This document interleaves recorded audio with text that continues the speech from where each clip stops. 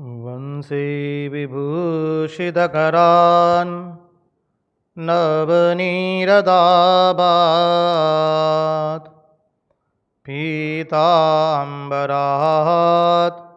अरुणबिम्बफलादरुष्ठात् पूर्णेन्दुसुन्दरमुखात् अरविन्दनेत्रात् कृष्णात् परं किमपि तत्त्वम् अहं न जाने।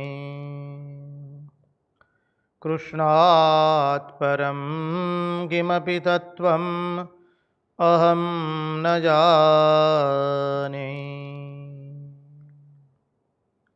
स्वस्ति श्रीगणेशाय नमः। श्रीसरस्वत्यै नमः। श्रीगुरुभ्यो नमः। वक्रतुण्डमहाकाय सूर्यकोटिसमप्रभ निर्विघ्नं कुरु मे देव सर्वकार्येषु सर्वदा। नारायणं नमस्कृत्य नरं चैव नरोत्तमं देवीं सरस्वतीं व्यास ततो जयमुदीरयेत्। नमस्ते शारदे देवी सरस्वती मतिप्रदे वसत्वं मम जिह्वाग्रे सर्वविद्याप्रदा भव। गुरुर्ब्रह्मा गुरुर्विष्णु गुरुर्देवो महेश्वर गुरुर्साक्षात् परब्रह्म तस्मै श्रीगुरवे नमः। सच्चिदानन्दरूपाय विश्वोत्पत्त्यादिहेतवे तापत्रयविनाशाय श्रीकृष्णाय वयं नुमः। ॐ नमः परमहंसास्वादित चरणकमलचिन्मकरन्दाय भक्तजनमानसनिवासाय श्रीरामचन्द्राय विश्वसर्गविसर्गादि नवलक्षणलक्षितं श्रीकृष्णाख्यं वरं धाम जगद्धाम नमामदत्। ॐ स्थापकाय च धर्मस्य सर्वधर्मस्वरूपिणे अवतारवरिष्ठाय रामकृष्णाय ते नमः।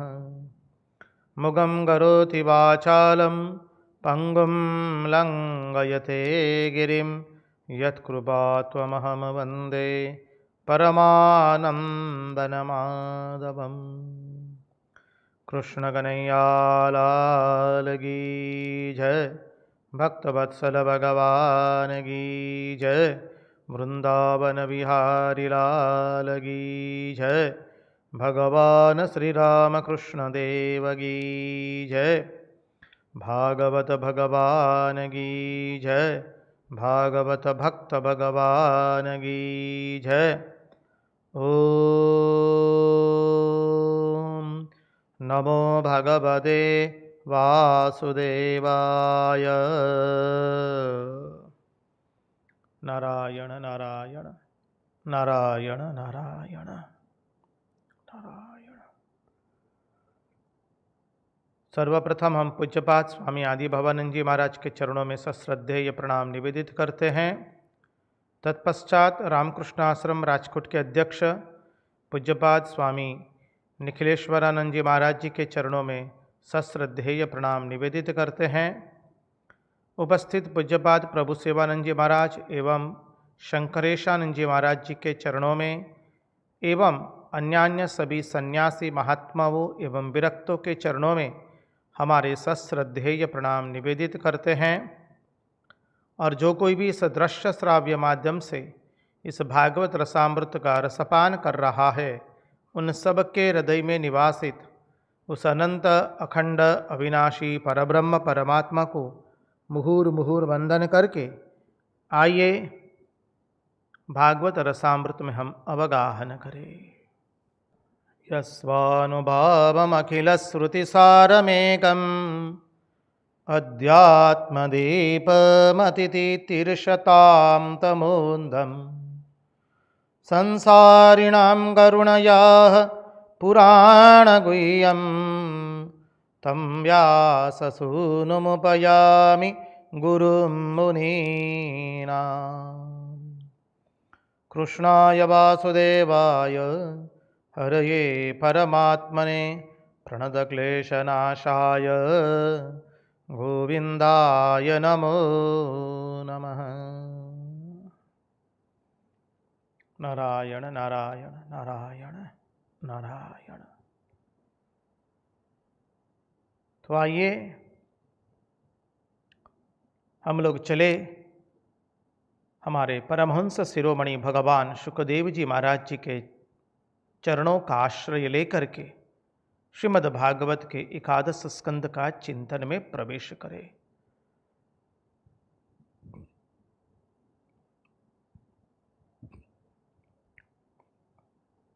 कल हम देख रहे थे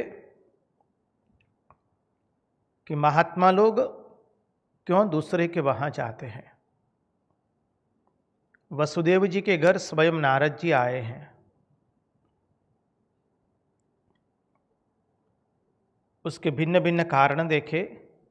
महात्माओं में कोई अहंकार नहीं होता है। दूसरे के दुख से दुखित होकर के भगवान की कथा कहने के लिए, भगवान की अमृतमय वचन कहने के लिए महात्मा लोग अन्य के घर जाते हैं बिना बुलाए कई बार, क्योंकि उनमें अहंकार नहीं होता है। दूसरा, वसुदेव जी के वहाँ स्वयं भगवान उनके बेटे बन कर के आए हैं, तो उनके वहाँ तो जाना ही पड़ेगा।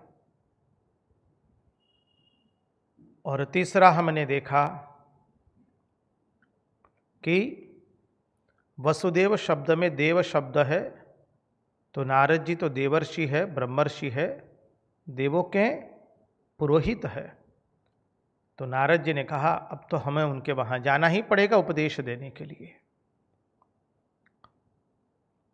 भिन्न भिन्न दृष्टि से हमने देखने का प्रयास किया। अब देखेंगे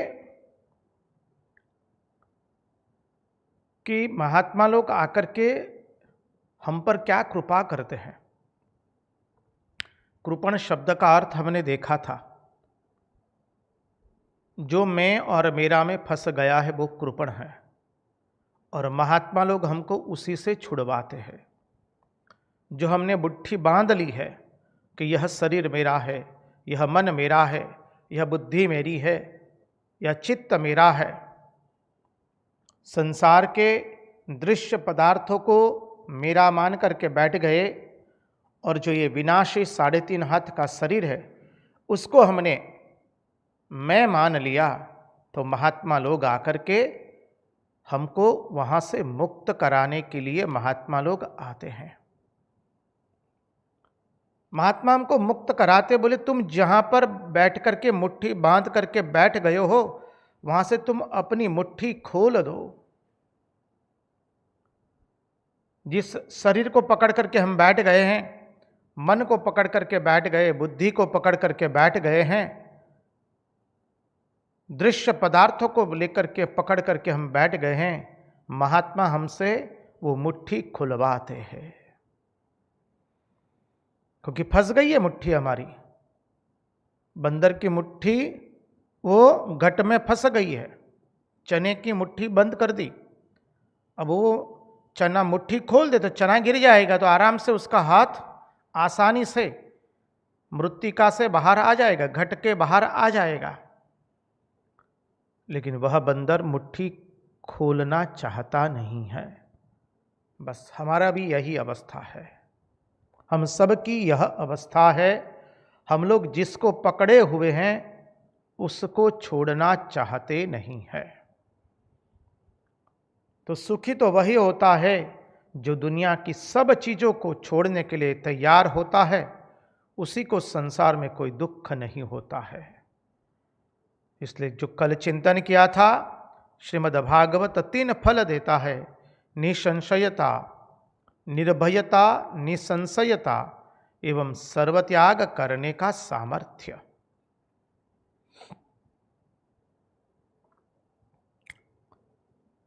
अब देखिए यहाँ पर आगे श्लोक के अंदर में चर्चा की गई है देवताएं एवं साधुओं के बीच में।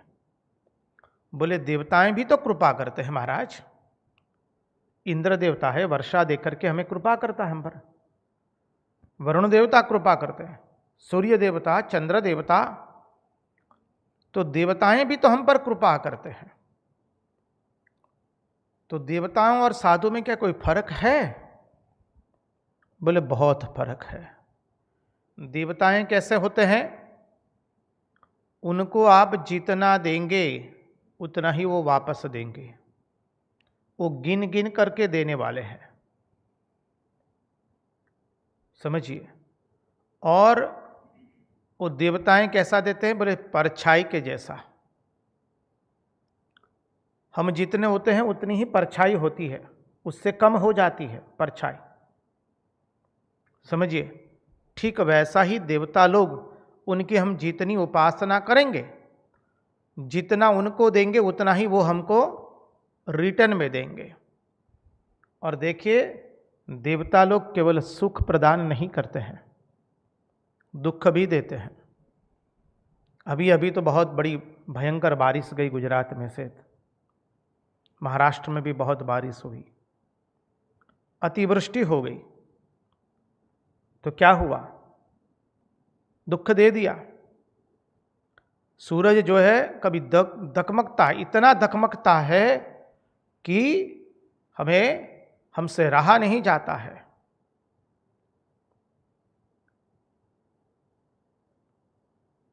राजकोट में और गुजरात में फिर भी तो अच्छा है कि भाई यहाँ पर तो सूखी गर्मी पड़ती है। विशाखापट्टनम में आ जाइए, गर्मी का अनुभव करना है तो पूरी भेज वाली हवा है, उसमें 42-43 डिग्री हो जाता है। अब समझ लीजिए क्या अवस्था होती है। तो ऐसा नहीं है कि सूरज देवता केवल हमें सुख ही देता है, दुख भी देता है। चंद्रमा, उसमें केवल रोशनी है, रोशनी रहेगी तो क्या होगा? उसमें भी दुखित हो जाएंगे। तो देवताएं सुख भी देते हैं, दुख भी देते हैं, लेकिन साधु लोग ऐसा नहीं होते हैं। साधु लोग जो होते, साधु कौन है? एक सरल शब्द में जो कबीरदास ने कह दिया, साधु भूखा भाव का, धन का भूखा नहीं। धन का भूखा जो मिले वो साधु नहीं। बस साधु भूखा भाव का, धन का भूखा नहीं। धन का भूखा जो मिले वो साधु नहीं। साधु कभी धन का भूखा नहीं होता है, उसको तो भाव चाहिए। और भाव उसके प्रति चाहिए ऐसी बात नहीं है, उसको चाहिए कि आपके हृदय में जो भाव है वो भगवान के प्रति हो जाए।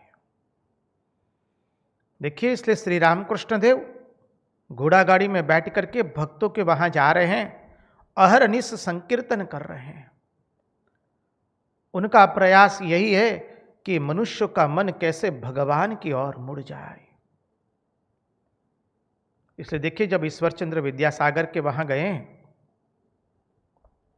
और वहां से जब श्री रामकृष्ण देव बाहर निकलते हैं तो वहां पर चिंतन किया गया है मास्टर महाशय के द्वारा कि व्यक्ति कौन है जो भक्तों के वहां जा जा करके सबको भगवान की ओर भाव कराने के लिए, भगवान की ओर सबकी वृत्तियों को नियोजित करने के लिए भगवान का नाम सुना रहे हैं। कोई स्वार्थ नहीं है श्री रामकृष्ण देव को, किसी से कोई स्वार्थ नहीं है। तो साधु भूखा भाव का, धन का भूखा नहीं।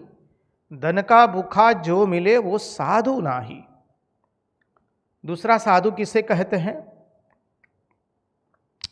देखिए, यदि आप किसी महात्मा की सेवा करते हैं, मान लीजिए अर्थ के रूप में किसी महात्मा जिस आश्रम में है या रामकृष्ण मठ मिशन के शाखा केंद्र की कोई सेवा की आपने अर्थ के माध्यम से, अच्छा है, आप भाग्यवान है, भगवान ने आपसे सेवा करवा ली है, आप भाग्यवान है।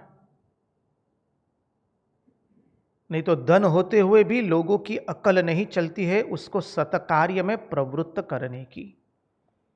जो धन है वो फिर केवल इंद्रिय सुख में ही जाता है। यदि इस धन से यदि महात्माओं की सेवा हो जाए, ठाकुर के कोई आश्रम की सेवा हो जाए, या अन्य कोई भी महात्मा भक्त या विरक्त की सेवा हो जाए, दृष्टि को हम कहीं पर संकुचित नहीं कर रहे हैं, तो समझिए भाग्यवान आप है। अब यहां पर दो दृष्टि है, आचार्य समझाते हैं। अब महात्मा है तो उनके पास तो भक्त लोग आते ही है भगवान का सत्संग सुनने के लिए, स्वाभाविक है, क्योंकि महात्मा लोग बोलेंगे तो क्या बोलेंगे, भगवान की ही वाणी बोलेंगे। महात्मा के पास जाकर के राजनीति की चर्चा नहीं की जाती है या सामाजिक चर्चाएं नहीं की जाती है। महात्मा के पास जाकर याद रखे केवल भगवत चर्चा, और महात्मा केवल भगवत चर्चा ही करेगा और कोई चर्चा नहीं करेगा। देखिए महात्मा के पास तो भक्त लोग आते रहते, महात्मा के पास भक्त गए। अब कोई भक्त ने महात्मा की कुछ अर्थ के रूप में सेवा कर दी, और दूसरा जो कोई भक्त है वो महात्मा के सुनाए हुए उपदेश को मुखस्त करके उसको हृदयंगम कर रहा है, उसको जीवन में उतारने की चेष्टा कर रहा है पूर्ण रूप से। तो समझ लीजिए महात्मा का आनंद उस भक्त के प्रति अधिक होगा जो भक्त महात्मा के उपदेश को सुन करके उसको हृदयंगम करने की चेष्टा करता है, ना कि उसके प्रति जो केवल अर्थ से भगवान महात्मा की सेवा करता है। अर्थ सेवा करना अच्छा है, उसमें दो मत नहीं है, लेकिन महात्मा का प्रेम, महात्मा के आशीर्वाद उस भक्त पर अधिक रहेंगे जो भक्त महात्मा के दिए गए उपदेश और महात्मा जो भगवान के उपदेश समझाते हैं, सुनाते हैं, उनको हृदयंगम करके अपने जीवन में उतारने के पूर्ण प्रयास करता है। क्योंकि महात्मा साधु भूखा भाव का, धन का भूखा नाही। धन का भूखा जो मिले वो साधु नाही। और समझिए यदि महात्मा के आश्रम के लिए आपने कुछ अर्थ से सेवा कर दी, आप भाग्यवान हैं। और यदि आपके अंदर में अहंकार आ जाए कि भाई हमने सेवा की है, तो समझिए वो ठीक सेवा हुई नहीं है। महात्मा का भाव ऐसा नहीं होता कि आपने उसकी सेवा की है। महात्मा तो जानता है हम प्रभु के आश्रित है। आप जो भी सेवा करते हैं प्रभु ने आपके हृदय में रह करके प्रेरणा की है कि जाओ जाकर के महात्मा की इस दृष्टि से सेवा करो, इस रीति से सेवा करो, अर्थ से, भाव से, प्रेम से, तन मन धन से। महात्मा जानता है कि मैं भगवान का आश्रित हूं, मैं और किसी का आश्रित नहीं हूं। जब मैं भगवान का आश्रित हूं तो भगवान ने किसी के हृदय में प्रेरणा करके ये सेवा करवा रहे हैं, चाहे शरीर की हो या आश्रम की हो या कोई रामकृष्ण संघ, रामकृष्ण मठ मिशन की हो, किसी की भी सेवा हो। मैं भगवान का आश्रित हूं, मैं किसी व्यक्ति का आश्रित नहीं हूं। इसलिए जब आप सेवा करते हैं, अर्थ से हो या शरीर से हो, आश्रम में जाकर के कोई सेवा कर दी आपने, श्रमदान किया, सेवा की, या उनके उपदेशों को जीवन में उतार रहे हैं, तो समझिए महात्मा कभी आपको अधिक धन्यवाद नहीं कहेगा। क्योंकि महात्मा जानता है आप उसको 5 रुपया भी दे रहे हैं तो वो भगवान दिलवा रहे हैं आपसे, वो आप नहीं दे रहे हैं, क्योंकि भगवान जानते हैं कि ये मेरा आश्रित है, अब वो कुछ भी उसको जरूरत है तो वो किसी के हृदय में प्रेरणा दे करके महात्मा की वो सेवा करवा रहे हैं। इसलिए महात्मा लोग कहते हैं कि महात्मा किसी को धन्यवाद ज्ञापित नहीं करता है। इस सिद्धांत महात्माओं ने बोला है अपने जीवन से, महात्मा किसी को धन्यवाद ज्ञापित नहीं करता है। धन्यवाद उसको ज्ञापित करेगा तो उसने उसकी सेवा की है, वो प्रतिफलित हो जाता है। अरे हमारे नंद नंदन यशोदा नंदन ने, हमारे श्री कृष्ण ने उसके हृदय में प्रेरणा की, हम भगवान के आश्रित है। कृपा करके इस भाव को समझने का प्रयास कीजिए, ताकि जो व्यर्थ अहंकार आ जाता है हमारे मन में कि हमने सेवा की, अरे हम न करते तो और कौन करता, हमने किया इसलिए हुआ, उस सब भाव सदा के लिए खत्म हो जाएंगे। क्योंकि महात्मा केवल भगवान का आश्रित होता है। भगवान हमारे हृदय में प्रेरणा करते हैं, जाओ उसकी जाकर के सेवा करो। इसलिए महात्मा किसी को धन्यवाद ज्ञापित नहीं करता है, क्योंकि वो भगवान का आश्रित होता है। ये दूसरा लक्षण है। अनेकों लक्षण है, संक्षिप्त में देखिए। तीसरा लक्षण, जिसके सहवास में बैठ करके, जिसके समीप बैठ करके हमें पवित्र विचार आए, जिसके समीप बैठ करके हमें भगवान नाम स्मरण करने की इच्छा जगे, जिसके समीप में बैठ करके हमें भगवान ही सत्य है, बाकी सब असत्य है, सचमुच यह भाव प्रतीत हो, वो साधु है। हमें मालूम है कि इसके पास बैठने से, इसकी बातों का श्रवण करने से केवल भगवत प्रसंग ही होने वाला है। ऐसे व्यक्ति के पास जब बैठते हैं, समीप जाते हैं, तो वो साधु है।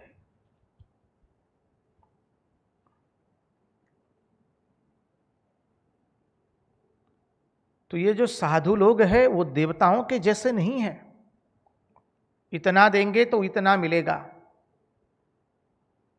महात्मा लोग एक सुंदर उदाहरण से बताते हैं। एक व्यक्ति महात्मा के पास आया। अब व्यक्ति ने न करने का बहुत कुछ किया था जीवन में। अब व्यक्ति के मन में वैराग्य हुआ है। महात्मा के पास आकर के कहता है, महाराज हमने न करने का बहुत कुछ किया है, अब हमको सबसे विरक्ति हो गई है, अब आप हमें ऐसा कुछ कीजिए, हम अब मोक्ष चाहते हैं, हम अब भगवान की प्राप्ति करना चाहते हैं। हमने बहुत जीवन में उल्टा पुल्टा किया है, लेकिन अब हम पछता रहे हैं, कृपा करके हमको कोई सद्गुण का आश्रय दिलवाइए। हम कौन से सद्गुण का आश्रय ले ताकि हम भगवान की प्राप्ति कर सके, भगवान का भजन कर सके। महात्मा कहते हैं, अच्छा अच्छी बात है, तुमको भगवान के दर्शन करने की इच्छा हुई है तो अच्छा बताओ तो तुम्हारे में दुर्गुण कौन सा है। वो व्यक्ति थोड़ा चकरा गया। अरे महाराज हम तो कौन से सद्गुण का आश्रय ले उसके लिए आपके पास आए हैं, और आप हमें पूछ रहे हैं कि हमारे में दुर्गुण कौन सा है। बोले जी हाँ, बताओ तुम्हारे में दुर्गुण कौन सा है। आगंतुक ने, भक्त ने कह दिया, महाराज मैं झूठ बहुत बोलता हूं, मैं बहुत झूठ बोलता हूं, ये मेरा सबसे बड़ा दुर्गुण है। महात्मा कहते बस काम हो गया। बोले काम हो गया मानी तात्पर्य महाराज। बोले देखो तुमको हम भगवान के दरबार में पहुंचा देंगे। बोले महाराज झूठ बोलने की हमको आदत है, बहुत बुरा दुर्गुण है हमारा वो, हम गलती से सच बोल जाते हैं, अन्यथा हमारे मुंह से कभी सच निकलता नहीं है। महात्मा कहते हाँ हाँ जी हम जानते हैं, तुम्हारे में यही तो दुर्गुण है ना कि तुम अधिक झूठ बोलते हो। बोले जी महाराज। बस बोले तुम आ जाओ, हमारे राम जी के दरबार में आ जाओ। अब तुम राम जी के दरबार में झूठ मूठ बोलोगे, झूठ बोल बोल करके राम जी को हंसाने का प्रयास करो, और तुम झूठ मूठ की बात बना बना करके राम जी को हंसाने का प्रयास करो, और राम जी के दरबार में नृत्य करो तुम। बस यही है तुम्हारा काम। तो बोले महाराज इसी से हो जाएगा? बोले हाँ। अच्छा महाराज कब तक करने का, मुझे कब तक झूठ बोलते रहने का? बोले जब तक भगवान हंस न दे तब तक झूठ बोलते रहो। व्यक्ति को शंका हुई है, संशय हुआ है, महाराज जी हो जाएगा ना? बोले जी करो के देखो तो सही तुम पहले। ठीक है, महात्मा जी ने बताया है, श्रद्धा है महात्मा जी के ऊपर में, जीवन में बहुत धक्के खाए, और महात्मा जी ने साथ साथ में और एक बात बोल दी, देखो आज से तुम किसी के सामने झूठ मत बोलना, भगवान के सिवा। केवल भगवान के दरबार में झूठ बोलोगे, जितना झूठ बोलना है, कोई सीमा नहीं। झूठ मुठ बोल बोल करके भगवान के हंसाने का प्रयास करो तुम, लेकिन किसी मनुष्य के सामने झूठ नहीं बोलोगे, और किसी मनुष्य के सामने तुम नट बन करके नाचोगे भी नहीं। बोले ठीक है महाराज जी, अवश्य। बस हो गई शुरुआत, राम जी का दरबार। अब राम पंचायतन वो तो घर पे ले आए, सीताराम जी है, चरणों में हनुमान जी है, लखन जी है, भरत जी है, शत्रुघ्न जी है। राम पंचायतन पूर्ण हो चुकी है, पूजा करना आरंभ किया। बस हर रोज झूठ मुठ बोल करके प्रभु को हंसाने का पूर्ण प्रयत्न कर रहा है, नाचता भी है, हंस मनी भिन्न भिन्न तरीके से झूठ बूठ बातें बता बता करके हंसाने का प्रयास करता है। 1 महीना गया, 6 महीने गए, साल गए, लेकिन प्रभु की मूर्ति तो जैसी है वैसी ही। बीच बीच में महात्मा जी के पास आता है और कहता है महाराज जी कुछ हो नहीं रहा है जी, हम तो चेष्टा किए हुए हैं, हम पूरा प्रयास करते हैं कि प्रभु को हंसा दे झूठ बूठ बोल करके, लेकिन प्रभु हंस नहीं रहे, कुछ बोल ही नहीं रहे, और हमने संसार के सामने अब झूठ बोलना बंद कर दिया है और नाचना भी बंद कर दिया है। नाचना और झूठ बोलना केवल भगवान के सामने हो रहा है। महात्मा जी कहते अरे लगे रहो रे भाई, लगे रहो रे भाई, तेरी बनत बनत बिन जाई।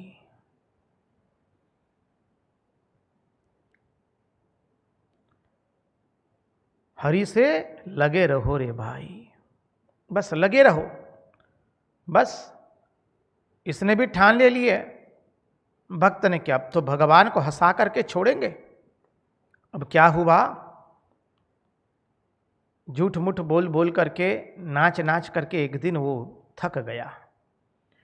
अब तो उसका पिता जो था वो 7वें आसमान पर पहुंच गया। बहुत हुआ, ये हर रोज इतना झूठ मुठ बोल बोल करके उनको हंसाने का प्रयत्न कर रहा हूं, फिर भी वो हंस नहीं पा रहे हैं। इतना नाच रहा हूं फिर भी वो हंस भी नहीं पा रहे। आज तो रहा नहीं गया, बस माथा सटिया गया है, एकदम गुस्सा आ गया, सटिया गया, और अब तो झूठ बोलना बंद हो गया। क्या हुआ, दे धनादन शुरू कर दिया, गाली बोलना, ऐसी गालियां मारना शुरू कर दिया भगवान को। अब तो आज तो रहा नहीं गया, इतने साल से कर रहे हैं, कभी तो हंसे नहीं, अब बहुत हुआ, अब नहीं रहा जाता है हमसे। कहां तक झूठ बोलते बोलते तुमको हंसाने का प्रयास करेंगे, अब हमसे रहा नहीं जाता है। क्रोधित हो करके गाली बकना शुरू किया, बकते बकते आंखों से अश्रुधारा बह गई, और गाली बक रहा है, भगवान हंस दिए वहीं पर। भगवान हंस दिए जब वो गाली बोलना शुरू किया, और जब भगवान हंस दिए बस भक्त के नेत्र से चौधार अश्रु गिर रहे हैं। वारे बलिहारी प्रभु आपकी। तो देखिए महात्मा ने क्या किया। महात्मा के मन में दया आई कि इसमें दुर्गुण है जो झूठ बोलने का, उस दुर्गुण का विनियोग हम परमात्मा से करवा दें। बस इसका जो दुर्गुण है उसका विनियोग परमात्मा से करा देंगे तो इसका बेड़ा पार हो जाएगा। और महात्मा ने किया भी वही। उसका जो दुर्गुण था झूठ बोलने का, बस उसका विनियोग भगवान से करवा दिया। और भगवान के साथ जुड़ जाने से बस उसका कल्याण हो गया। देखिए, जिसका दुनिया में कोई नहीं होता है, साधु लोग कहते हैं कि चिंता मत करो हम हैं। जिसका दुनिया में कोई आदर नहीं करता है, साधु उसका भी आदर करते हैं। समझिए, जिसको दुनिया में कोई प्रेम नहीं करता है, साधु लोग उसको भी प्रेम करते हैं। देखिए, उसी आदर और प्रेम के मारे लोग खींचे चले आते हैं। आप सब लोग किसी न किसी महात्मा से जुड़े हुए होंगे, या रामकृष्ण मठ मिशन के कोई भी शाखा केंद्र के से जुड़े होंगे, और कोई ना कोई महात्मा से भी जुड़े होंगे। किस लिए जाते हैं महात्माओं के पास, साधुओं के पास? बोले हमको भगवान की बात सुनने को मिलेगी। महात्मा आपका भूतकाल देख करके आपके साथ भगवान की बात नहीं करता है, आपका वर्तमान देखता है। बस वर्तमान में आप उनके पास आए भगवान की कथा सुनने के लिए, वही उनके लिए यथेष्ट होता है। इन महात्माओं के बारे में हम क्या कहें आपको? महात्माओं के बारे में तो कह दिया शास्त्र ने कि वो वात्सल्य है। कैसे होते हैं? बोले वत्स, एक तरह से। अभी देखिए, जो गाय होती है, जब गाय जब बछड़े को जन्म देती है तुरंत, तो बछड़े के ऊपर कितनी गंदगी होती है, खून गिरे होते हुए बहुत गंदगी होती है। गाय ऐसा नहीं कहती जाओ बछड़े को पहले नहला करके ले आओ, तत्पश्चात मैं बछड़े से प्रेम करूंगी। गाय क्या करती है? बछड़े की जो गंदगी है वो चाटना शुरू कर देती है, और तिरस्कार से नहीं चाटती है, प्रेम से चाटती है। बस महात्मा लोग भी यही करते हैं। गाय जैसे अपने बछड़े की गंदगी को अपना भोग्य बनाती है, वैसे ही महात्मा लोग भी साधक उपासक भक्त के दुर्गुणों को भोग्य बना लेते हैं अपना। उसके दुर्गुणों से उसको भगवान के साथ जोड़ देते हैं। उसी दृष्टि से कपिल देवहूति संवाद में भी यही बात आती है। उतना ही नहीं, देवताओं की स्तुति है गर्भ स्तुति, उसमें भी यही बात बताई है। और उसी दृष्टि से मां शारदा देवी कहती है कि देखो,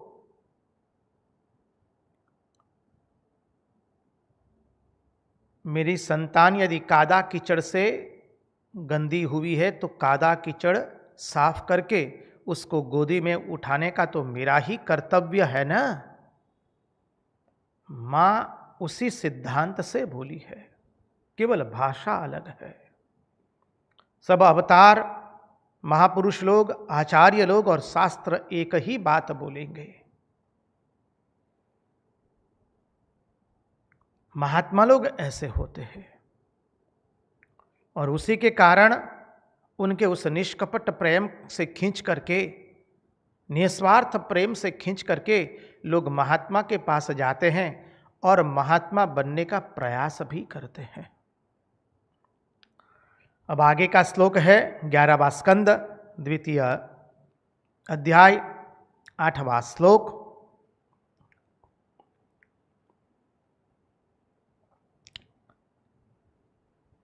वसुदेव जी ने नारद जी से पूछ लिया है कि हे प्रभु, भागवत धर्म क्या है वो बताइए। ये प्रश्न पूछा गया है। और उसके पहले वसुदेव जी बताते हैं अपनी अवस्था। वसुदेव जी कहते हैं, अहम कील पुरानंदम प्रजार्थो भुवि मुक्तिदम अपूजयम न मोक्षाय मोहितो देव मायया।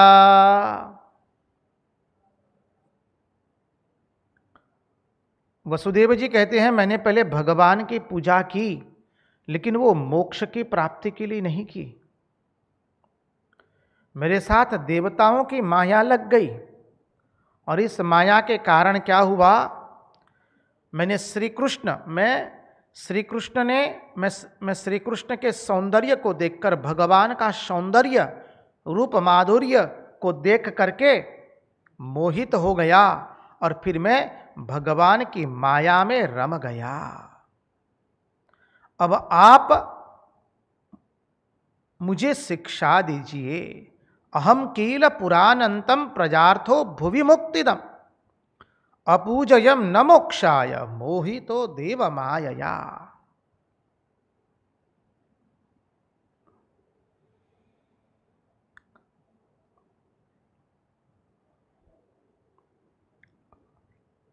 भागवत धर्म की अब विशेषता बता रहे हैं। भागवत धर्म की विशेषता बताते हुए नारद जी कहते हैं, श्रुतो नु पठितो ध्यात आदृतो वानुमोदितः सद्यः पुनाति सद्धर्मो देव विश्वद्रुहोपि ही। ये भागवत धर्म की विशेषता क्या है? उस भागवत धर्म की विशेषता बताते हुए नारद जी कहते हैं,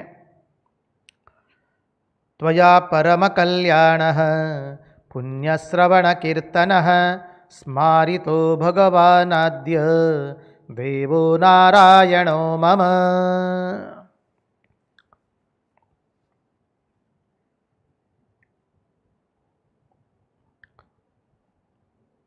विश्व भावना शब्द प्रयोग किया है। देखिए यहां पर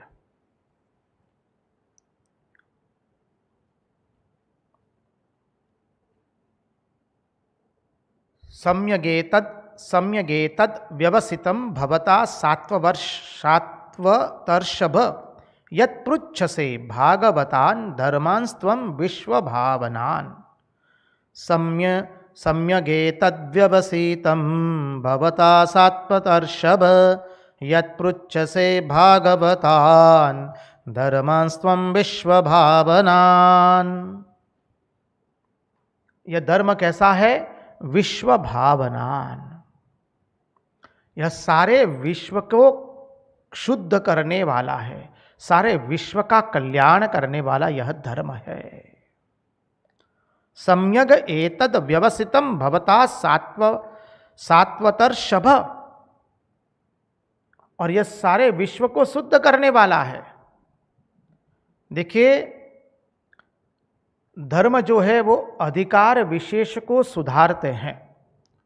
धर्म तत्व है, थोड़ा ध्यान से श्रवण कीजिए। धर्म जो है वो अधिकार विशेष को शुद्ध करते हैं। उदाहरण के रूप से देखें तो बोले, वेद पढ़ने से मनुष्य पवित्र हो जाता है, लेकिन उस वेद को पढ़ने के लिए हमें द्विज बनना पड़ेगा, यज्ञोपवीत संस्कार से संपन्न होना पड़ेगा। तत्पश्चात साधन चतुष्टय का आश्रय लेकर के विवेक, वैराग्य, षठ संपत्ति एवं मुमुक्षत्व का आश्रय लेंगे, तब जाके वेद का तत्वज्ञान हम समझ पाएंगे। वेद के तत्वज्ञान से हम तत्वज्ञान का अधिकारी हम बनेंगे। तो वेद पढ़ने के लिए पहले तो बोले यज्ञोपवीत संस्कार से संपन्न होना पड़ेगा।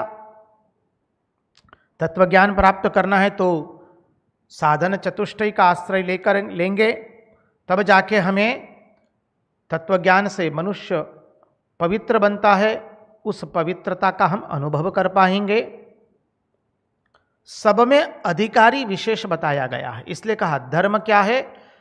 अधिकार विशेष को शुद्ध करता है। लेकिन यह भागवत धर्म है, यहां अधिकार विशेष की कोई बात ही नहीं है।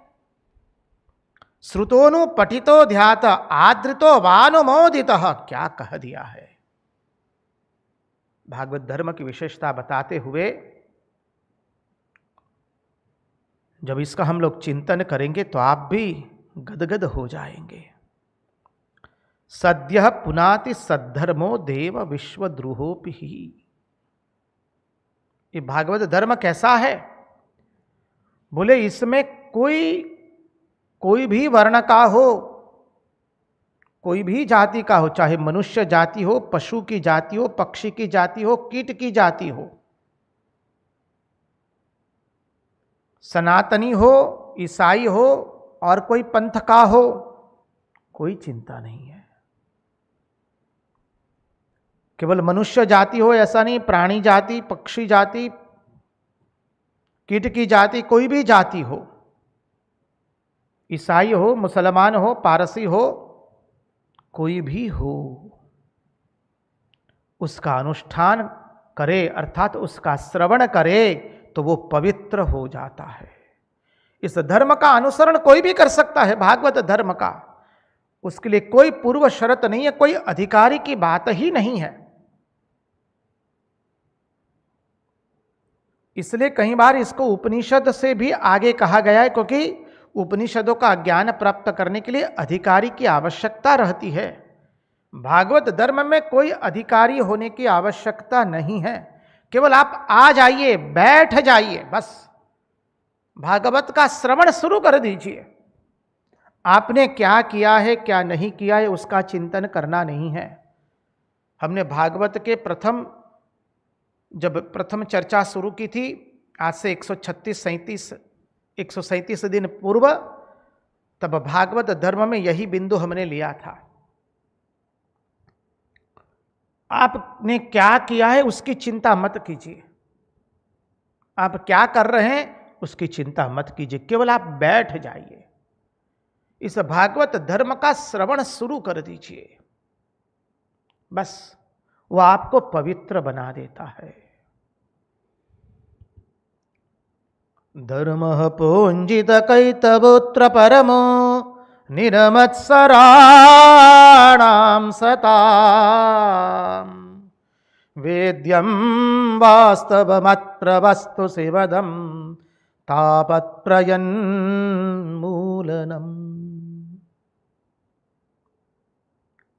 धर्म प्रोंजित कैतवोत्र परमो निरमत्सराणाम, क्या सुंदर कहता है। यहां पर निष्कपट धर्म का वर्णन किया गया है श्रीमद् भागवत में।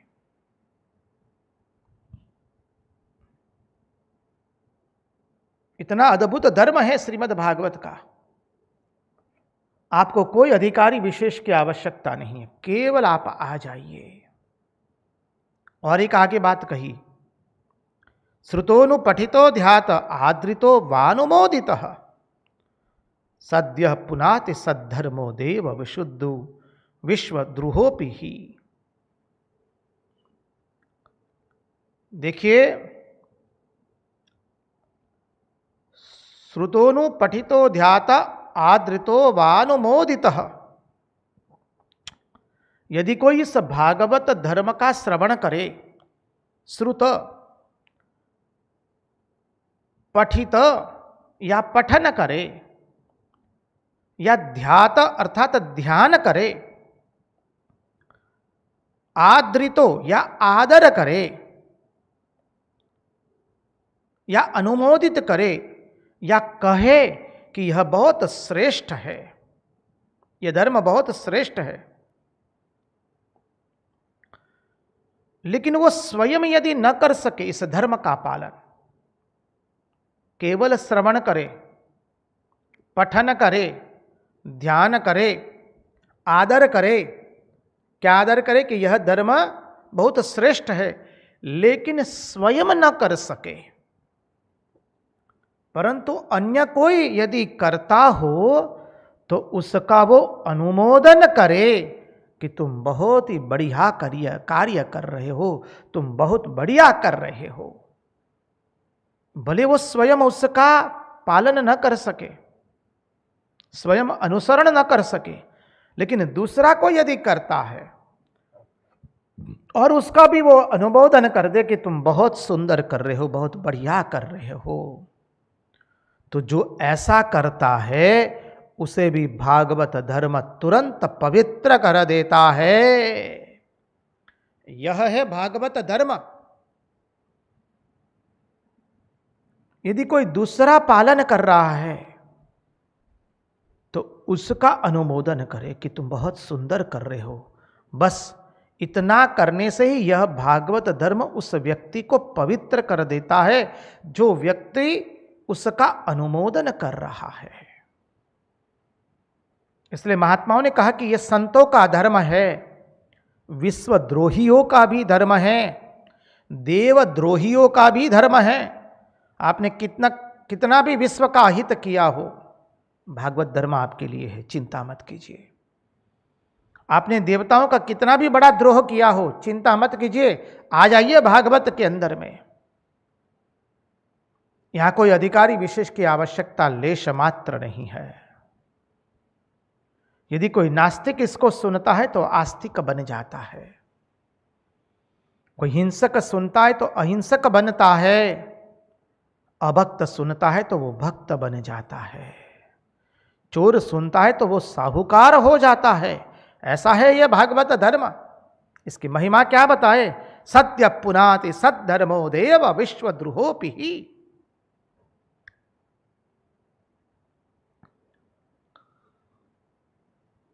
आगे कहा, त्वया परम कल्याण पुण्यश्रवण कीर्तन स्मारितो भगवानद्य देवो नारायणो मम।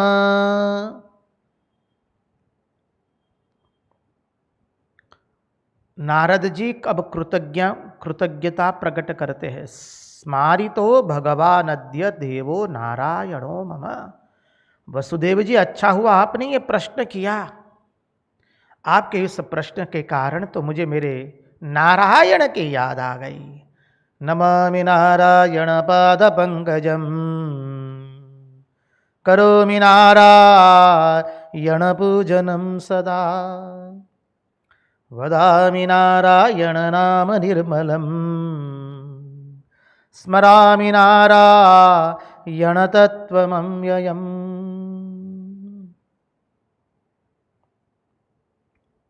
नारायण सूक्त का आप लोग पाठ करते होंगे, स्तवन करते होंगे।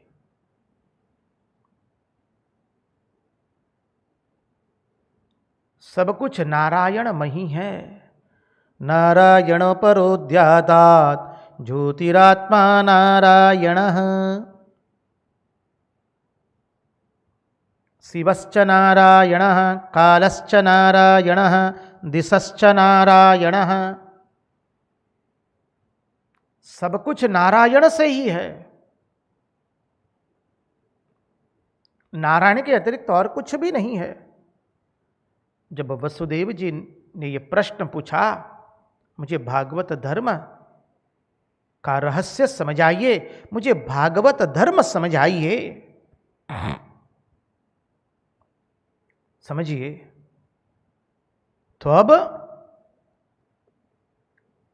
नारद जी को नारायण का स्मरण हो आया है और नारद जी गदगद हो गए और वसुदेव जी को कहते, आपके प्रश्न के कारण मुझे मेरे इष्ट नारायण का स्मरण हो आया है।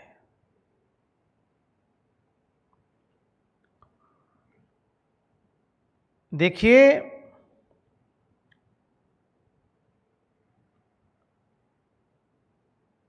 यहां पर हम आपको एक इसका सूक्ष्म तत्व बता दें, जो हमने 10वें स्कंद के उत्तरार्ध में कुरुक्षेत्र के तीर्थ में जब भगवान और समग्र भारतवर्ष के सब महान ऋषि लोग उपस्थित हुए हैं सूर्य ग्रहण के समय, और सूर्य ग्रहण के समय भगवान ने महात्माओं की महिमा प्रकट की थी और उन महात्माओं को वंदन करके वसुदेव जी ने प्रश्न पूछा था कि ऐसा कौन सा कर्मकांड है, ऐसा कौन सा यज्ञ है जिसको करने से, ऐसा कौन सा अनुष्ठान है जिसका अनुसरण करने से हमें भगवत प्राप्ति हो सके, हम इन कर्म बंधनों से मुक्त हो सके।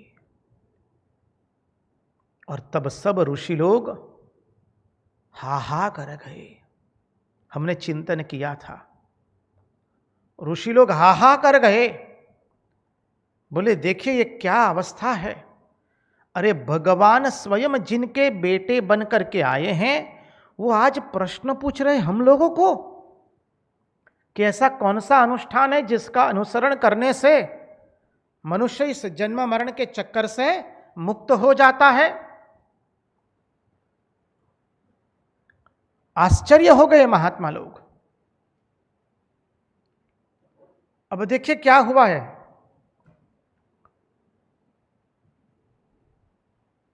जब महात्माओं ने कह दिया कि वसुदेव जी साक्षात भगवान आपके घर में पुत्र बन करके आए हैं, उतना ही नहीं, जब वसुदेव जी द्वारिका लौटे हैं सूर्य ग्रहण के पश्चात, तब श्री कृष्ण को कहते कि श्री कृष्ण तुम सचमुच भगवान हो। यह वही वसुदेव जी है जो कारागृह में भगवान की स्तुति करते हैं। ये यही वसुदेव जी है जिनके आंखों के समक्ष भगवान ने इतनी अद्भुत सब लीलाएं प्रकट की है। और ये यही वसुदेव जी है जो आज ये प्रश्न पूछ रहे हैं।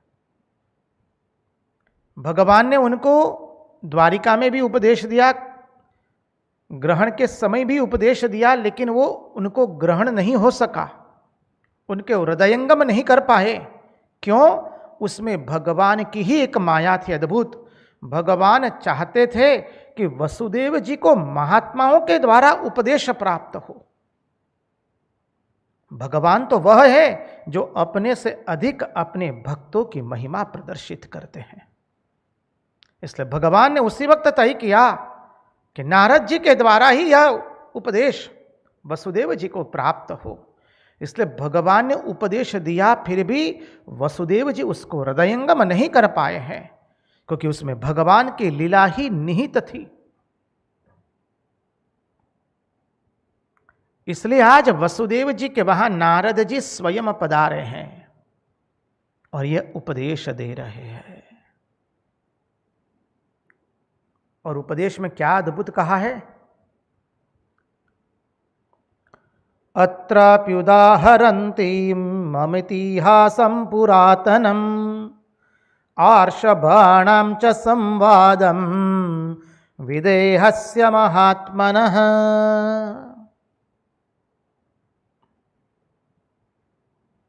अत्राप्युदाहरन्ति ममितिहासं पुरातनम् आर्षभाणां च संवादम विदेहस्य महात्मनः। बहुत सुंदर गुढ़ार्थ इस श्लोक में। नारद जी कहते हैं कि इस संबंध में मैं आपको एक पुरातन इतिहास सुनाता हूं। अब देखिए, हमारे सभी पुराणों की परंपरा, भारतीय तत्वज्ञान की परंपरा यही रही कि जब कोई भी जिज्ञासु कोई प्रश्न करता है महात्मा से, तो महात्मा लोग कहते कि देखो, पूर्व काल में भी ऐसा प्रश्न किया गया था, एक सत्संग सत्र का आयोजन हुआ था वहां पर, और उस वक्त वहां पर इसी विषय के ऊपर में महात्माओं ने अपने अपने सुंदर विचार मंथन प्रकट किया है। वही हम आपको बता रहे हैं। अभी अभी हमने तो वेद स्तुति देखी थी। वेद स्तुति में परीक्षित राजा ने भगवान शुकदेव जी से प्रश्न कर दिया कि श्रुतियां किस तरह से उस परमात्मा का वर्णन कर सकती है, क्योंकि वो परमात्मा तो देश काल वस्तु से परे हैं, देश काल निमित्त से परे हैं। और जो देश काल निमित्त से परे हैं, देश काल वस्तु से जो परे हैं, उसका वर्णन तो शब्दों से नहीं हो सकता है। तो फिर ये श्रुतियां, मां श्रुति भगवती भगवान का निरूपण कैसे कर सकती है?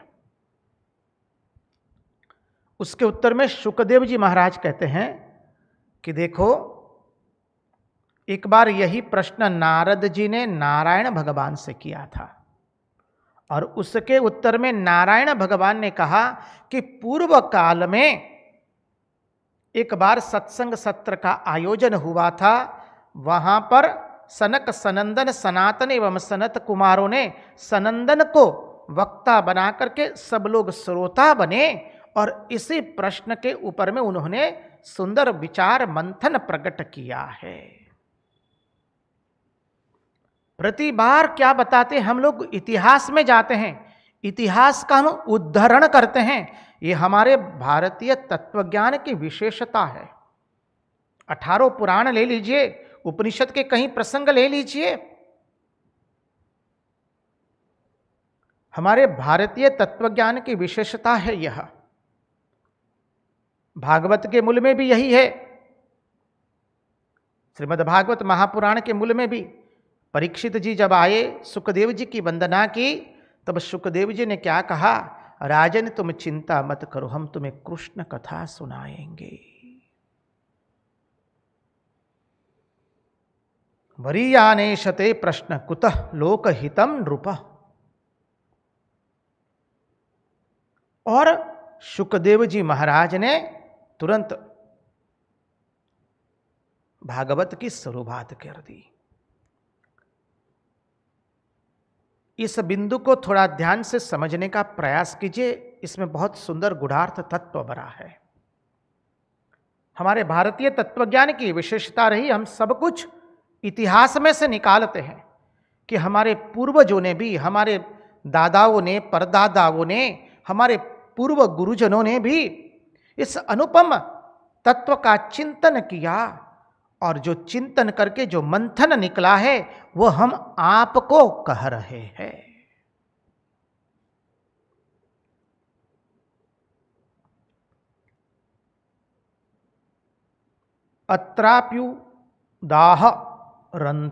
उदाहरंती संधि विच्छेद और व्याकरण में अभी नहीं पढ़ेंगे, नहीं तो बहुत लंबा समय जाएगा। उदाहरंती अर्थात माने भक्त लोग उद्धृत करते हैं, उदाहरंती।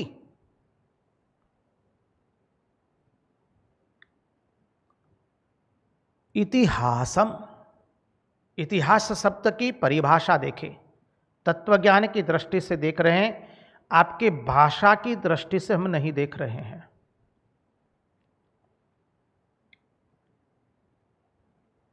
इतिहास का अर्थ क्या है?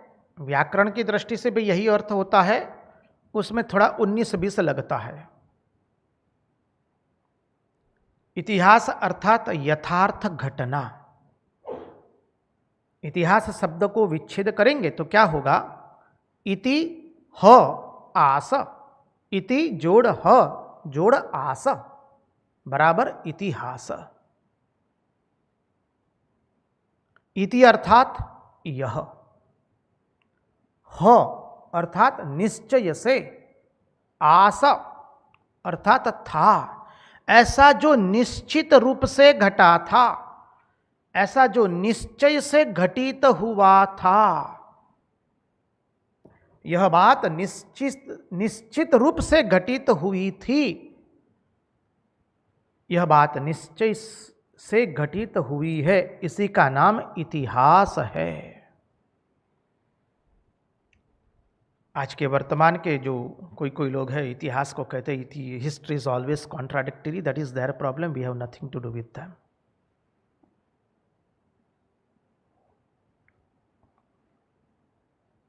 हम तो यहां शास्त्र की रीति से ही देखेंगे।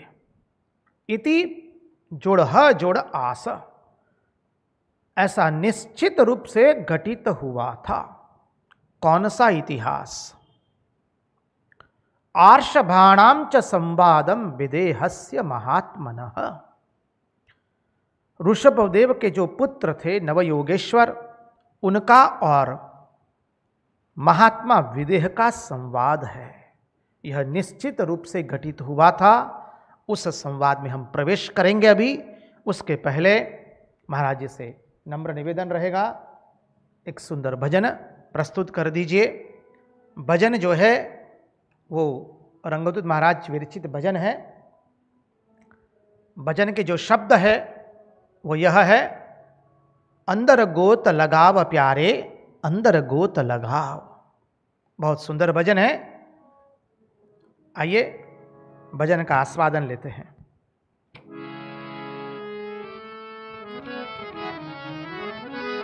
अंदर गोत लगाव प्यारे, अंदर गोत लगाव, बाहर ढूंढत जन्म गवाया, आकर खत्ता खाया, हाथ में कछु ना आया। हमें अभी भीतर की ओर मुड़ना है। हम बाहर बहुत ढूंढे आनंद को, हमारे हाथ में कुछ नहीं आया।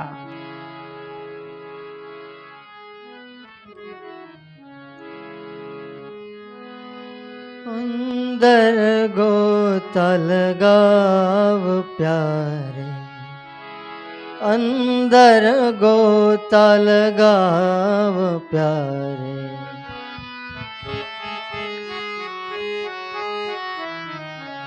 अंदर गोता लगाव प्यारे, बाहर ढूंढत जन्म गवाया,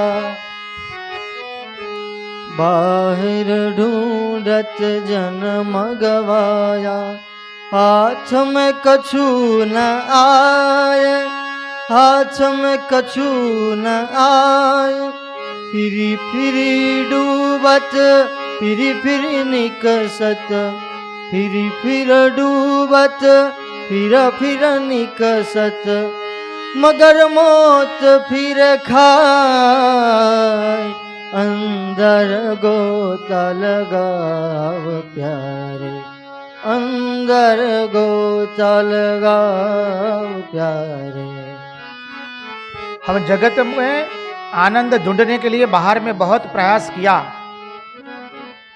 हम बार बार धक्के खाए, बार बार बाहर में ही आनंद ढूंढा, और बार बार हम मृत्यु से ग्रसित हुए, और इस 84 लाख योनि में उसी के कारण भटक रहे हैं। इस भव सागर में एक बंगला, इस भव सागर में एक बंगला, 3 खंब 10 द्वार, 3 खंब 10 द्वार, सूक्ष्म दशमनित बूंदर है वो, सूक्ष्म दशमनित बंदर है वो, खोल बिरलाया, अंदर गोता लगाव प्यारे, अंदर गोता लगाव प्यारे। इस भवसागर के अंदर में एक बंगला है, अर्थात परमात्मा एक है। समझिए, 3 खंब 10 द्वार, जागृत स्वप्न सुषुप्ति ये भी ले सकते हैं, सत्वगुण रजोगुण और तमोगुण, 10 द्वार, पंच ज्ञानेन्द्रिया पंच कर्मेंद्रिया। समझिए, और कहते हैं सूक्ष्म दशम नित बंद रहे वो, और जो सूक्ष्म द्वार है वो तो सदैव बंद रहता है। जो कोई विरला होता है उसी उस द्वार को वो खोल देता है। बिना तेल वहाँ हांडी जलत है, बिना तेल वहाँ हांडी जलत है, कोट सूरज उजियार, कोट सूरज उजियार, दिन रहना कभू बूझत नाही, दिन रहना कभू बूझत नाही, बैठा वहाँ करतार, अंदर गोता लगाव प्यारे, अंदर गोता लगाओ प्यारे। महाराज बताते हैं कि वो बंगला कैसा है।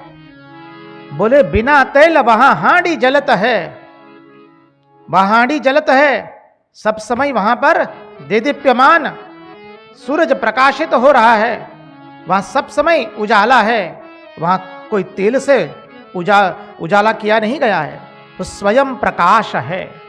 और कैसा है, कोटि सूरज उजियार, कोटि कोटि सूरज भी उसके सामने फीके पड़ जाते हैं।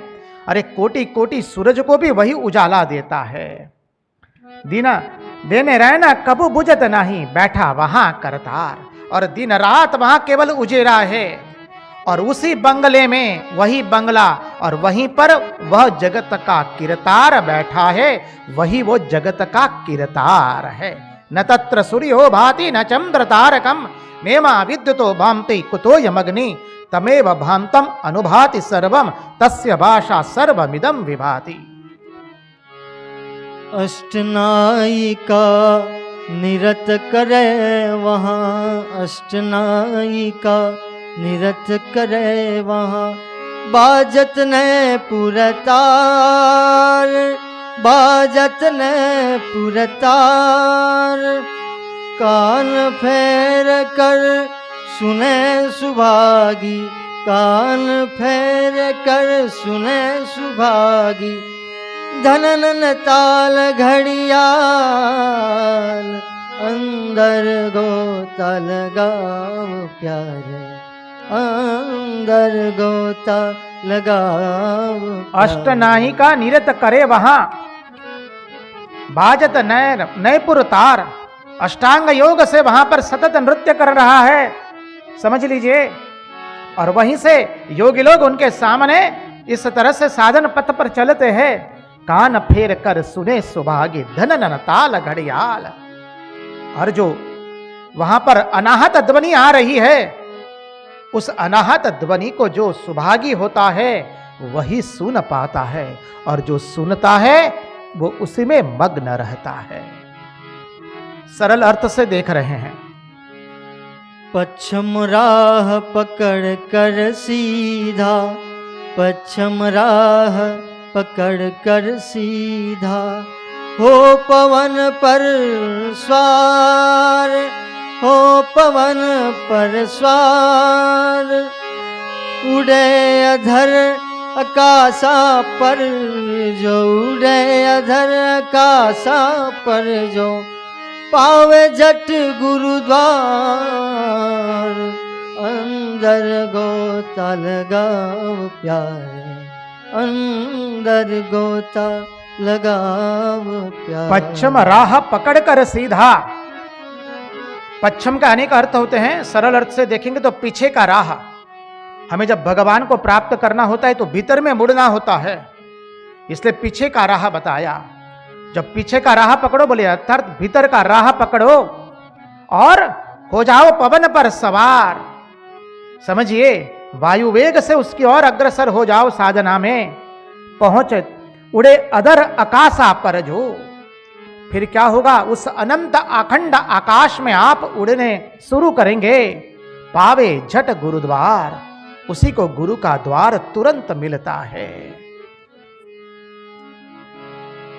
पहुँचत ही मैं हुआ निराला, पहुँचत ही मैं हुआ निराला, जन्म मरण यार, जन्म मरण यार, रंगन देखे बिन पहचाने, रंगन देखे बिन पहचाने, बातन में क्या सार, अंदर गोता लगाओ प्यारे, अंदर गोता लगाओ प्यारे। रंग देखे पहुंचते में हुआ निराला, और जब हम वहां पहुंच गए तो क्या हो गए, अरे हम तो निराला बन गए, न्यारे बन गए। जन्म मरण न्यार, अब जन्म मरण का चक्कर नहीं रहा। समझिए, रंग न देखे बिन पहचाने, बातन में क्या सार। अरे बहुत बातें की, बड़ी बड़ी बातें, अब लगाओ साधन। समझिए, साधन करो और अपने परम पद को प्राप्त करो। बातों से क्या होने वाला है।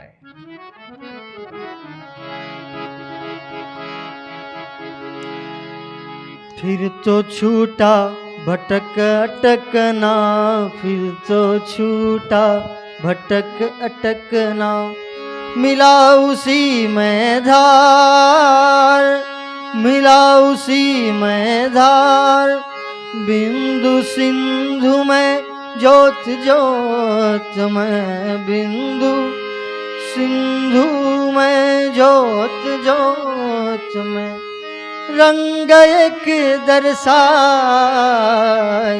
अंदर गोता लगाव प्यारे, अंदर गोता लगाव प्यारे। बस जब वो प्राप्त हो गया तो क्या हो गया, बिंदु में सिंधु मिल गया, जैसे ज्योत में ज्योत मिल गई। अब कहीं आना नहीं जाना नहीं है, अब कहीं भटकना भी नहीं है, बस अत्र तत्र केवल वही दृष्टि गोचर हो रहा है, उसके अतिरिक्त कुछ भी नहीं है।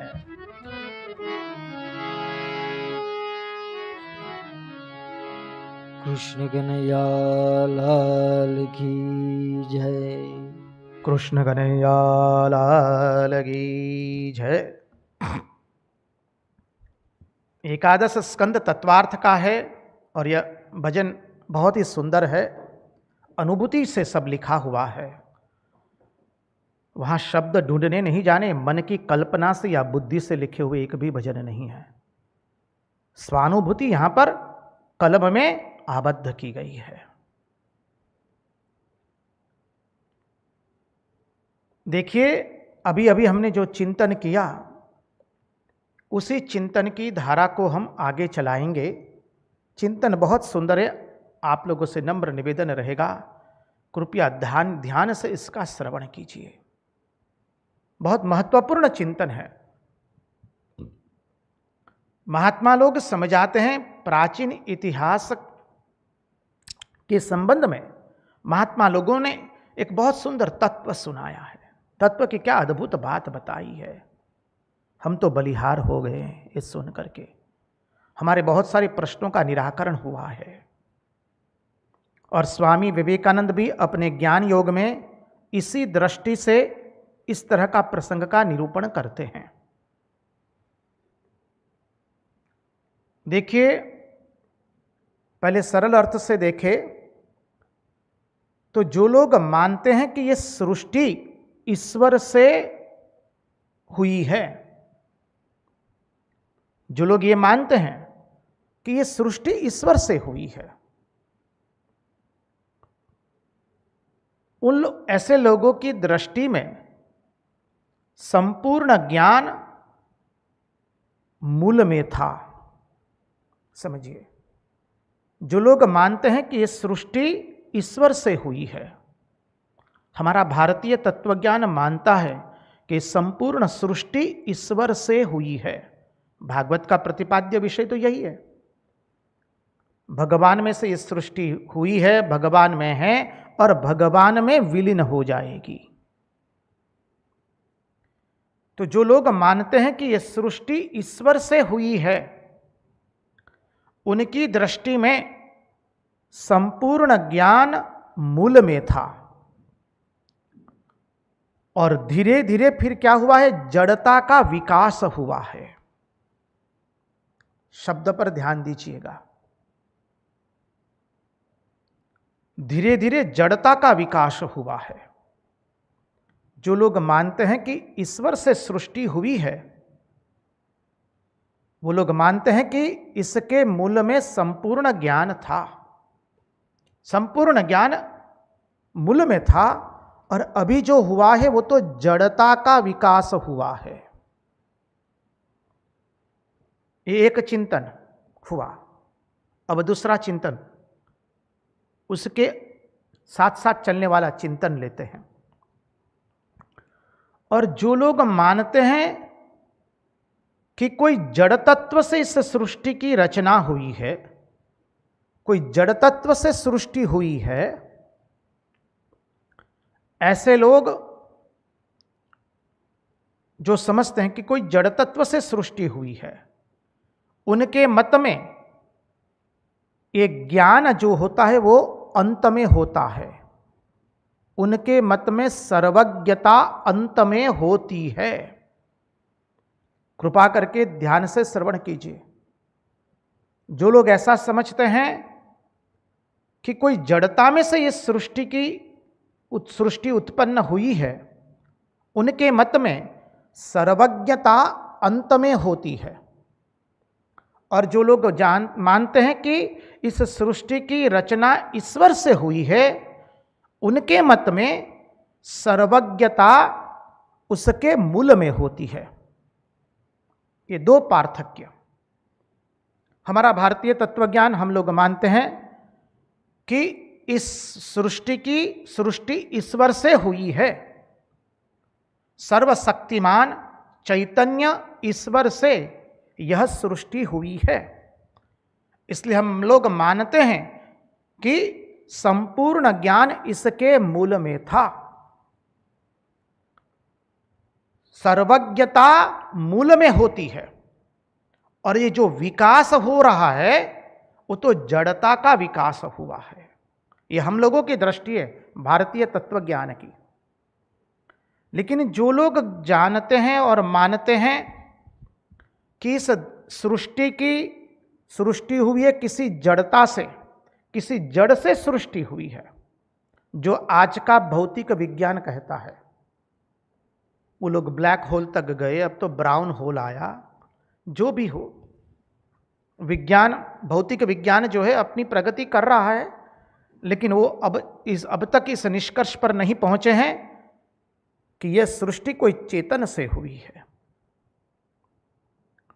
वो लोग मानते हैं कि यह सृष्टि जड़ से सृष्टि हुई है। तो जो मानते हैं कि इस जड़ता से सृष्टि हुई है, भौतिक विज्ञान के मतानुसार जगत के मूल में केवल जड़ ही जड़ था। धीरे धीरे बोले क्या हुआ? बोले कीड़े मकोड़े बने, फिर उसमें से पशु पक्षी बने, कीट बने, और अंत में मनुष्य बना। बचपन में हम लोग पढ़ते थे theory of evolution, Darwin's theory of evolution, Darwin का उत्क्रांतिवाद। क्योंकि वो लोग मानते हैं कि इस सृष्टि जड़ में से उत्पन्न हुई है। अब जब जो लोग मानते हैं कि इस सृष्टि जड़ता से उत्पन्न हुई है, उनके मत में सर्वज्ञता अंत में होती है। और जो लोग मानते हैं कि इस सृष्टि ईश्वर से उत्पन्न हुई है, उनके मत में सर्वज्ञता उसके मूल में होती है। अब जब हम मानते हैं कि सृष्टि ईश्वर से उत्पन्न हुई है, तो सर्वज्ञता क्या है? बोले उसके मूल में है।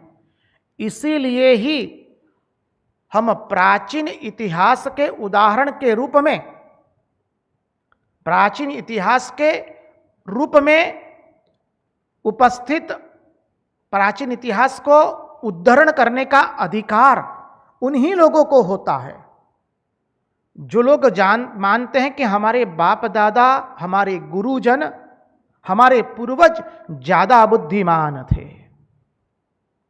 प्राचीन इतिहास को उदाहरण के रूप में उपस्थित करने का उन्हीं लोगों को अधिकार है जो लोग जानते हैं कि हमारे बाप दादा, हमारे पूर्वज, हमारे पुरखे ज्यादा बुद्धिमान थे।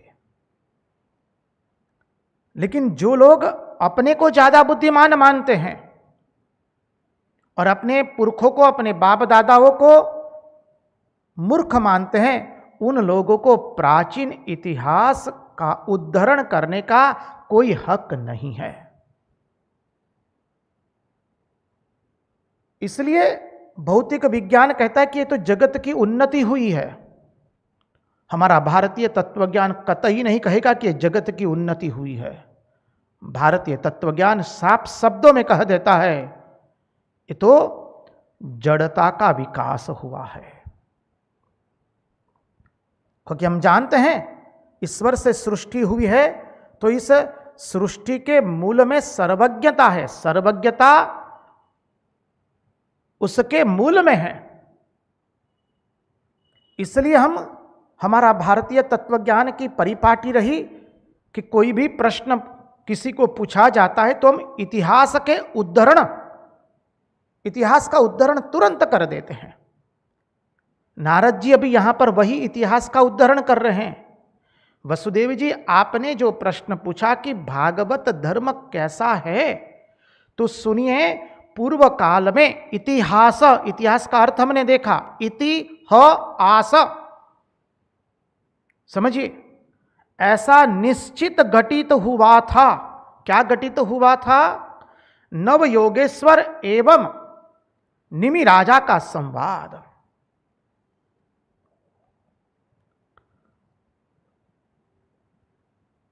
वो क्यों हम कह सकते हैं? हमारा भारतीय तत्वज्ञान सब समय इतिहास का उद्धरण टांकता है। क्यों टांकता है?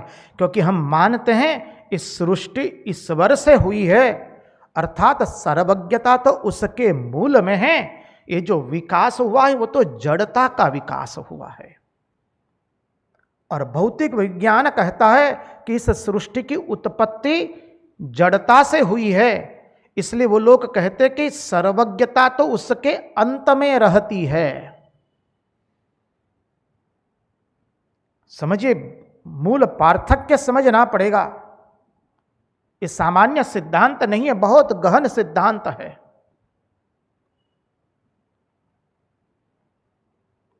इसलिए देखिए, विज्ञान कह रहा है कि जगत बहुत सुंदर है, हम उत्तरोत्तर प्रगति कर रहे हैं, भौतिक विज्ञान की दृष्टि से कह रहे हैं।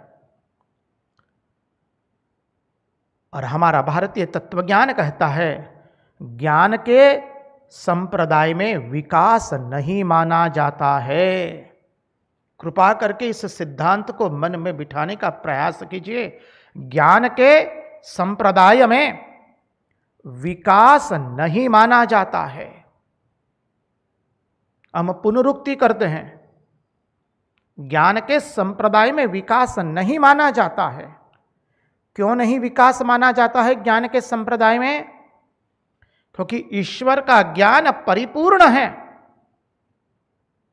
जब किसी को, जिसको भी होता है, जिस किसी को भी हुआ ईश्वर का ज्ञान, वो पूरा का पूरा हुआ है। ऐसा नहीं है कि यहां आधा ज्ञान होता है और आधा नहीं होता है, ऐसा कतई नहीं हो सकता है।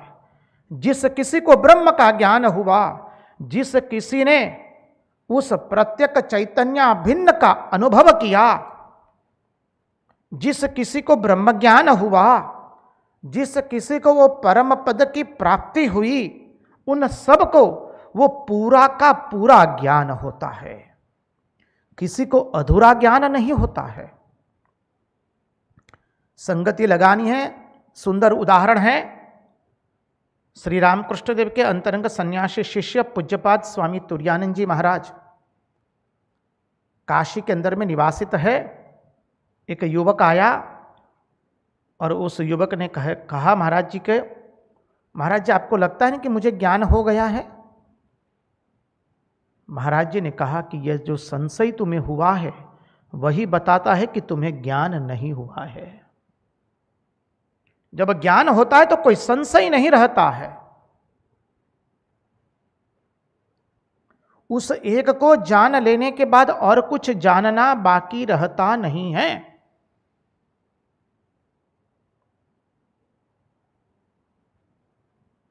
तो ज्ञान जो होता है वो पूरा का पूरा होता है, आधा कहीं नहीं होता है। ऐसा नहीं है कि सनत कुमार को एक ज्ञान हुआ, ऋषियों को अलग ज्ञान हुआ, राम और कृष्ण को कोई तीसरा ही ज्ञान हुआ और हमको भविष्य में ज्ञान होगा, परम पद की प्राप्ति होगी, प्रत्येक चैतन्य भिन्न तत्व का अनुभव होगा, साक्षात्कार होगा, तो वो और कुछ होगा। जी ना, ऐसा नहीं है। सबको ज्ञान एक ही प्रकार का होता है। ज्ञान होगा तब विलक्षण एक ही होगा। तब जब, क्षमा कीजिए, जब ज्ञान होगा तो बिल्कुल वो एक ही होने वाला है और कुछ होने वाला नहीं है। जो ज्ञान सनत कुमारों को हुआ, जो ज्ञान ऋषिमुनियों को हुआ, महात्माओं को हुआ, आचार्यों को हुआ, गुरुजनों को हुआ, भगवान को जो ज्ञान था वही ज्ञान हमको भी होता है जब उस परम पद की प्राप्ति कर लेते हैं। सनातन धर्म को समझने के लिए यह अत्यंत महत्वपूर्ण सिद्धांत है।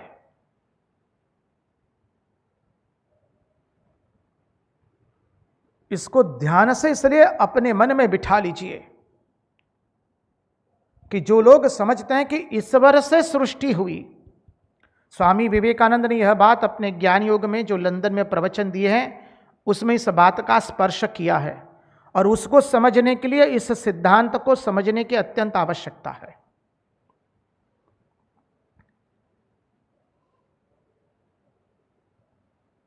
जो लोग समझते हैं कि ईश्वर से सृष्टि हुई है वो लोग जानते हैं कि सर्वज्ञता इसके मूल में थी, मूल में है।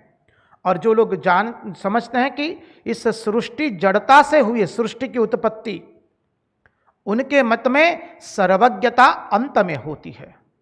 और जो कहते हैं कि सृष्टि की उत्पत्ति जड़ता से हुई है, परिणाम स्वरूप वो इतिहास को उदाहरण के रूप में उपस्थित करने का अधिकार खो बैठते हैं। वो इतिहास को उदाहरण के रूप में उद्धृत नहीं कर सकते हैं, उपस्थित नहीं कर सकते हैं। लेकिन जो लोग मानते हैं ईश्वर से सृष्टि हुई है, वही लोग इतिहास को उद्धृत करने का, इतिहास के उदाहरण को उपस्थित करने का अधिकार रखते हैं।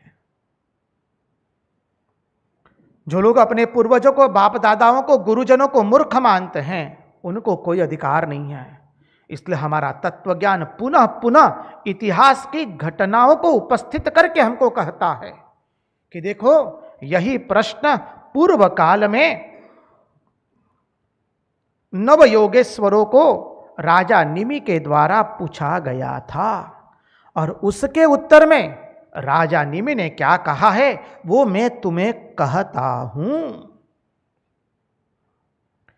क्योंकि हम लोग मानते हैं ज्ञान के संप्रदाय में विकास नहीं होता है, ज्ञान का विकास कभी नहीं होगा। अभी ज्ञान मानी भौतिक ज्ञान मत समझिए, जो परिच्छिन्नता को प्रकट कराए वो ज्ञान नहीं है। ज्ञान का विकास नहीं होता है। इस बात का पुनः पुनः आप ध्यान से श्रवण कीजिए। ज्ञान का कभी विकास नहीं होता है। ज्ञान तो जो ऋषिमुनियों का हुआ था, सनत कुमार को हुआ था, महात्माओं को हुआ था, राम को हुआ, कृष्ण को हुआ, वही ज्ञान हमको होने वाला है। इसलिए ज्ञान का कभी विकास नहीं होता है। ज्ञान होगा तो बिल्कुल एक ही प्रकार का ज्ञान होगा, इसलिए उसमें कोई विकास की कोई बात ही नहीं है। और इसलिए जब वक्ता लोग कुछ बोलते हैं तो वो किस तरह से बोलते हैं, वो लोग वक्ता लोग कहते हैं, वक्ता लोग इसलिए विनयी हो जाते हैं और कहते हैं कि भाई हम जो कुछ भी बताते हैं उसमें हमारा अपना कुछ नहीं है। हम तो जो महापुरुषों ने बताया है, जो आचार्यों ने बताया है, जो मां श्रुति भगवती बताती है, उसी का पुनरुक्ति कर रहे हैं। हमने जो गुरुजनों से बात सुनी है उसी को तुम्हारे सामने निवेदित कर रहे हैं, उसी को तुम्हारे सामने उपस्थित कर रहे हैं। आज का चिंतन यहीं पर उन्हीं के चरणों में प्रार्थना करते हुए विराम देते हैं। कृष्ण कन्हैया लाल की जय, भक्त वत्सल भगवान की जय, सब संतन की जय, सब भक्तन की जय। ओम नमः पार्वती पदये हर हर महादेव हर।